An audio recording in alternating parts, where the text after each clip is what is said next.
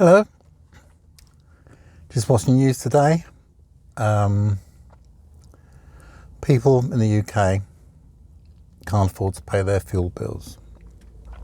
The prices have doubled. The price of gas and electricity is doubling. So people can't afford to pay their fuel bills. And so they are struggling, to say the least. And they're going to food banks because they can't afford food. There's on the news today, someone was the only way she could keep warm was to go on a bus all day with a bus pass because she couldn't heat her house. Her name was Elsie. She's on the news. What a tragic state. But I suppose there is good news on the horizon. The good news, of course, is that BP have made record profits. So it's not all bad, is it? There's Elsie, who can't afford to turn her heater on. And there's BP, who have made billions and billions of profit. And it wasn't profit they're expected to get because unforeseen events made BP, so it's like they've won the lottery, haven't they? Have made BP billions. Not through their own skill or greatness or wonderment.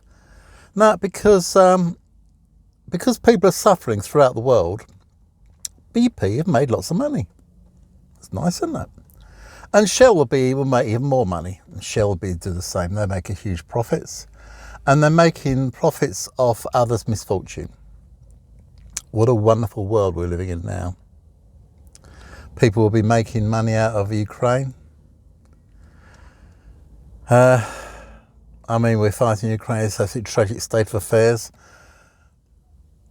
I hope Ukraine wins. It seems very, very unlikely because I don't think Putin's going to be a sit-back thinker. Okay, it's a bit tough. Let's call it a day. No. It's just going to go on and on and on and on. And all the West is using Ukraine like a tool to fight against Putin. And there's India piling in money, buying gas and oil from Putin. So they are financing. They're financing the war. So what's the point?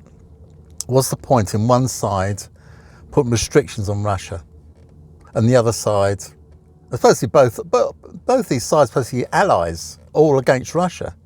But there's one side financing Russia and the other side putting sanctions on Russia. It's like some kind of sick joke. So what will be the result? Probably in the end, Ukraine will give some bits up of Ukraine. So Putin can say he's had a success. There's no good side anyway. As I say, the only people who are going to do well out of this are Amazon. Amazon's done well. And all the power companies have done well. People that are doing well are doing well. People who are doing badly are doing worse. And there's nothing to change this because it's just the way it's going to go on and on and on. So it's a bit gloom and doom. I'm sitting in my BMW i3. It seems a bit shallow to talk about how awful I find it, but I just do. The reason I go on about it so much is because so many people seem to think they're so great, and I just can't see it. I'm a bit perplexed. Goodness, the seats, I'm sitting in it now, the seats are uncomfortable. Goodness me, I was sitting on a bench. Goodness me, there's no suspension at all. Just bumpty bump. I want a car that wafts along, and for the price of this new, goodness me, what's it getting on for £40,000? Goodness gracious, absolutely absurd. I bought this second hand. Financially this has done me well because I brought it and then electric cars have gone up in price. I love electric cars. I've had a Kia Soul, an early one, all second hand.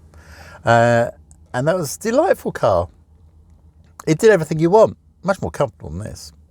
And I had a Tesla Model 3 for 2 years, leased that, and that was fabulous. Even had a hard ride, but not bone shakingly hard like this is. This is just, I just can't get comfortable in this at all. I know I'm old, but it looks like I'm going to have cushions in it or something. It's absolutely pathetic. I mean, you have to see the seats. They're just so skinny. There's no padding in them. They might as well put wooden benches in and forget suspension altogether. Just what's the point? What's the point? It doesn't move. If I go and try and, like in the old days, you could bounce. People used to bounce the cars to see if there are any shock absorbers. You know, the shock absorbers are worn out. See if the car would bounce. On this, push the car up and down. It doesn't move at all. It's like a rock, like it's got no suspension. It's odd that old cars are more comfortable than new cars. What on earth? Why have everyone gone that way? Why has everyone gone that way? I think I'd rather have a Citroen, because Citroen actually go out of their way to make comfy cars. And BMW and German cars in general, they certainly are not that comfy. Certainly not that comfy. BMWs are definitely not that comfy. Even not just the i3, all of them on the harsh side. I had a Mercedes for a while, years and years ago. That was nice though, but that was probably before the let's make them rock solid. That's a 1995 Mercedes 280E. Very nice car. Yeah, very nice car. That's probably my first really nice car, because I'm old and I started off with Ford Angulars and Morris Minors. Do you know what? I want a Ford Cortina. Do you know what? I don't remember any of those cars, those old bangers, because I bought them, old bangers when I bought them. I don't remember any of them being as uncomfortable as this. Isn't that strange? Yep. Anyway, so that's my moment for the day. I shouldn't really be talking about cars because it's tragedy in the world. Absolute tragedy. And the haves have more and the have-nots have got nothing. And that's the world today. So anyway, I'm my gloom and doom, so I might as well go now. And I'll see you later on. Bye-bye.